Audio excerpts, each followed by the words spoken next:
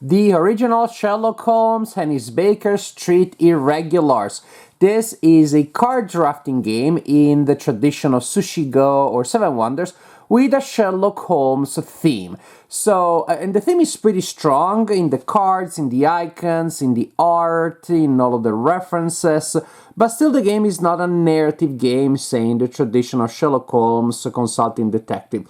This is ultimately a game in which you're gonna draft cards and you're gonna use those cards to generate icons, and then you're gonna use those icons to collect cards that represent cases that you solve and criminals that you capture.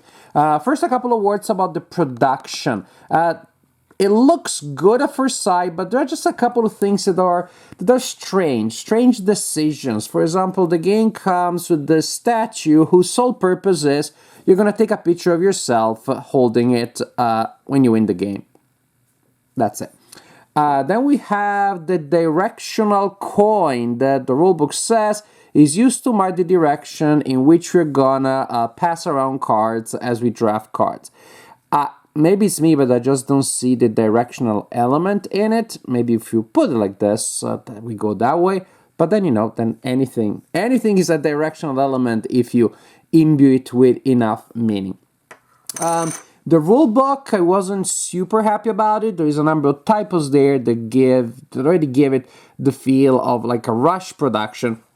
And then there are just a couple of things that are unclear. I contacted the publishers/designers, and they were able to clarify things for me. But again, ideally, you don't have to do that. But what I like about the production is the detail that went into capturing certain criminals, certain cases, even the icons. In most cases, really makes sense with what we know about the story. But one thing is, for example, the rulebook shows you during setup that you're gonna have a line of villains, of criminals, and cases.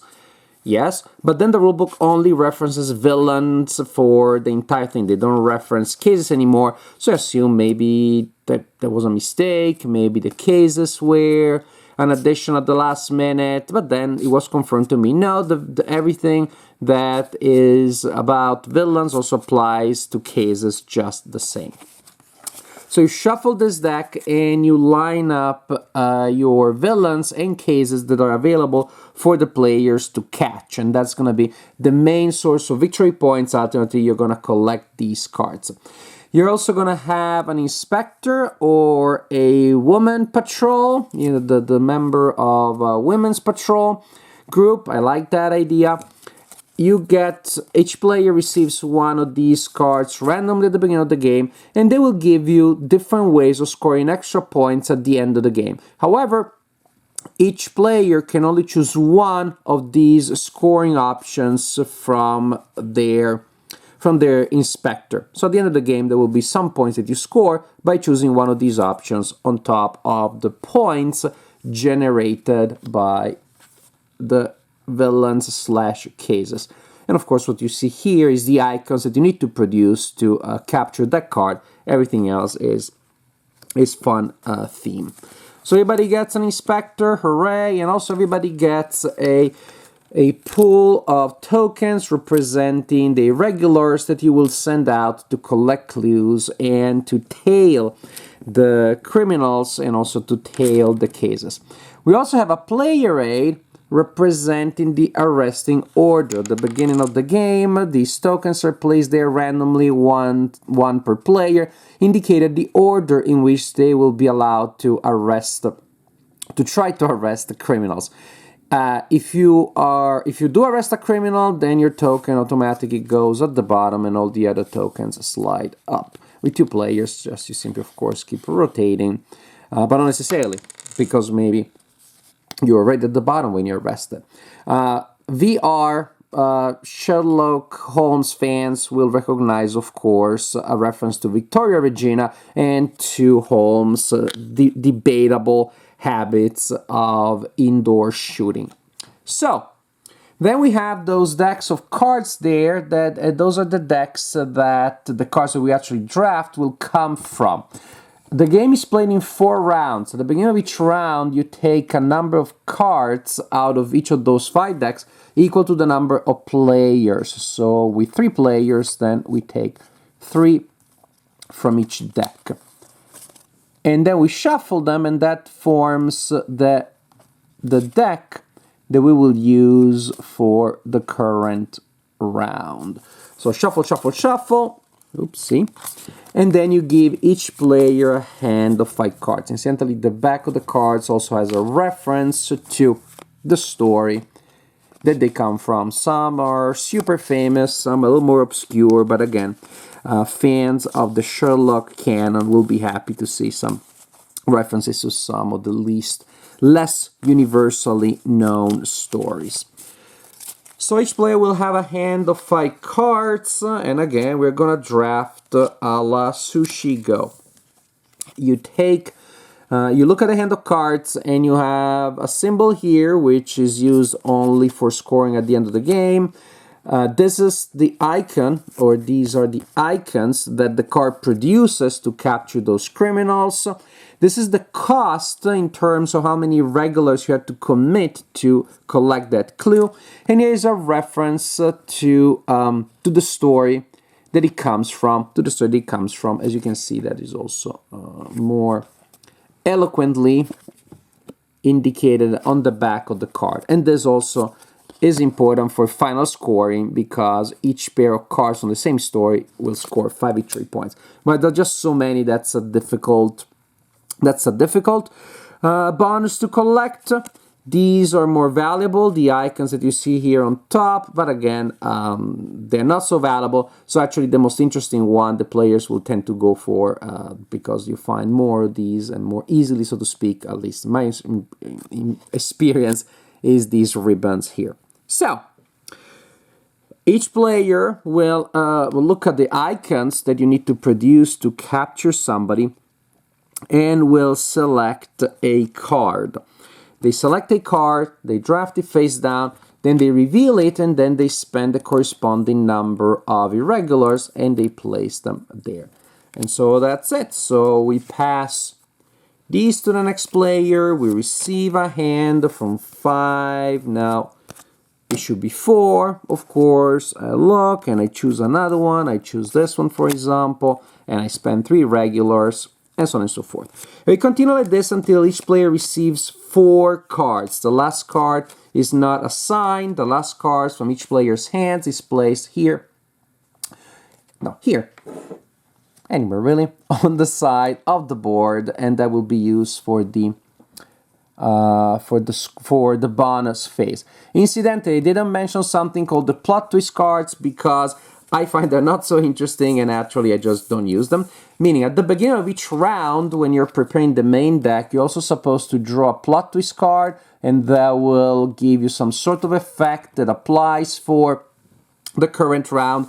I found those effects to be pretty much underwhelming. Some of those have some rubber banding, you know, that will penalize the leader. Most of them are just negative effects. They just reduce what you can do. You cannot do this, you cannot do that. They're not exciting. They're not the kind of effects like, ooh, I can really integrate that into my strategy.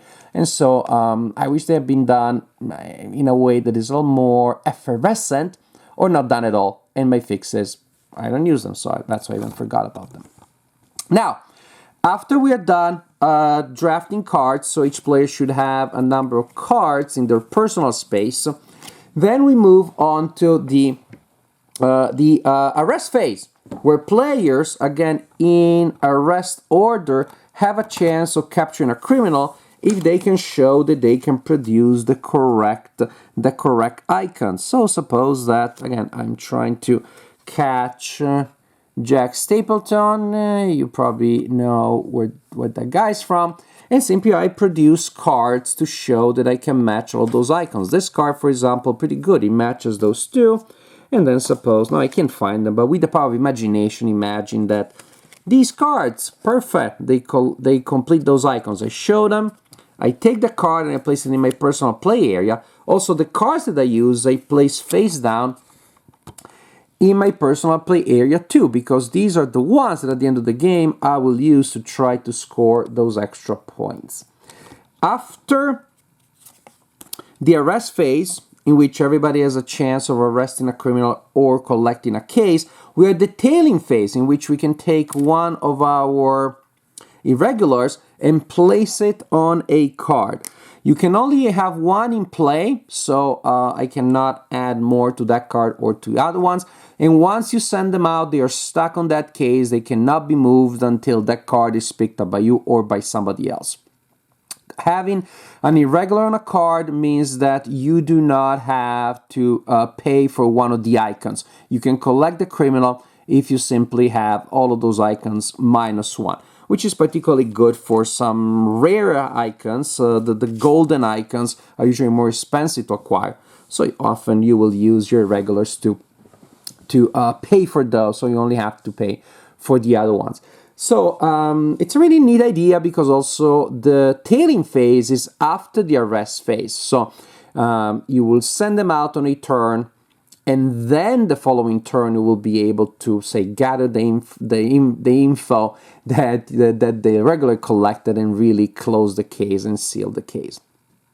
At the end of the turn, we also have the bonus phase, which again I find a little bit underwhelming, which is where the player who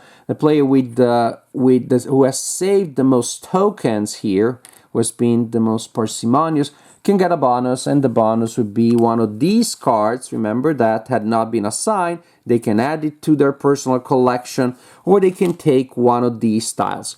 And I understand the theme. When you take a tile, Holmes is better than the other ones, but then also that means that, as you can see, the effects that these tiles give you, well, Holmes is better than Watson, and Watson is better than Wiggins, of course, which again makes sense thematically, but doesn't make for a very interesting decision, because usually when you take the bonus, you will want to go for good old Sherlock. So this is the general idea. You play for 4 rounds. At that point, you score final points.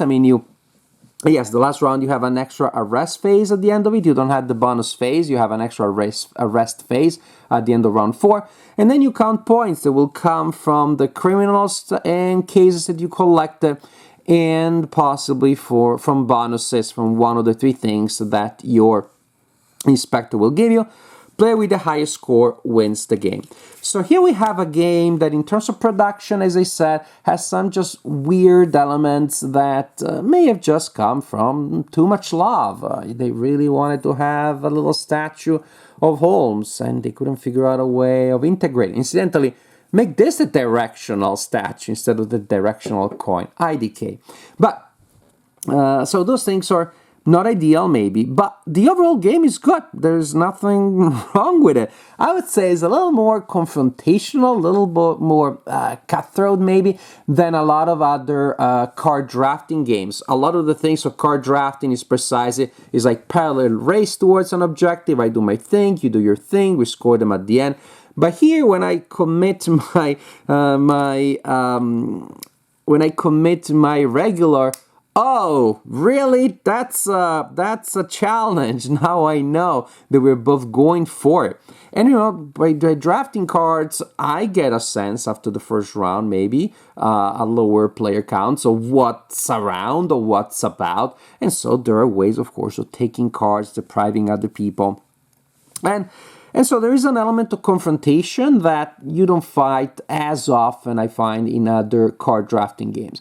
Other than that, which may not be to everybody's taste, there are a couple of interesting things going on here. The one thing is, well, I have my set of cards to collect that one, but the last card or two in the round, I know they're not gonna do anything for me, but I'm looking at things, I'm still collecting things, hoping for the next round. So there's an element of planning ahead. Going with the irregulars, again, I'm doing that because I'm hoping that will pay for that one, but then I get a card that pays for that one and that one, then I'm thinking of other ways of doing that. Oh, well, then maybe that frees up that icon, and so I can use that other card that way. So it's a set collection game with a lot of thematic flavor, without, of course, a thematic flow or narrative, because playing this game doesn't feel like solving a case. But the challenge of choosing which card you're going for and at what time and when to commit your irregular, those elements are interesting and they're perfectly fun. And then we also have Moriarty, who is somewhere in here, the super villain, takes a lot of icons to collect, but also scores 30 points if you do. So maybe that feels sometimes a little bit overpowered. But it's a solid card drafting game with an interesting set collection element, which again is very strong, but also very confrontational. The game also comes with a solitaire option, which I tried and I didn't like at all. If you're gonna go for the solitaire option described here, you may as well play the game two-handed. Basically, the idea in the solitaire option is that you have these two hands of cards, you draw for yourself, and then one round you draw a random one for Holmes. You're fighting against Holmes, and the following round is another random one plus another random one. So Holmes gets one round a random card and one round two, and that's fine. The problem, fine in the sense that is depriving the hands of cards that go around, simulating other players taking cards. That's good. But then the way the Holmes capture things is you go through the cards that Holmes has collected and you look at their icons and you see which case Holmes can actually solve, which criminal Holmes can capture. So you got to check all of the icons with all of those, and not just that. So okay, Holmes can capture that one. Not good enough. You still have to check everything else in case Holmes can capture multiple ones. Then he goes for the one that is the most economical, that requires the least cards. Again, that's literally, if I was playing two-handed, that's how I would play. To me, I expected a solitaire not just to remove cards randomly, but also to have an efficient and simple way for Holmes to capture cards without having to go through all that trouble. So the solitaire option really is not solitaire. Not really, because if you're just playing two-handed, well, just play two-handed. So, the original Sherlock Holmes and his Baker Street Irregulars. Couple of strange things about the production, and although it's advertised as a solitaire game, I do not think it works that way. Definitely, I tried it that way, and I just wasn't interested in finishing the game. But as a multiplayer, then you have a simple game that has a fun and an interesting set collection element, big confrontational, but solid. It's a fun card drafting game, no problem there. Again, the production, some strange elements here and there, but overall, it's a good package.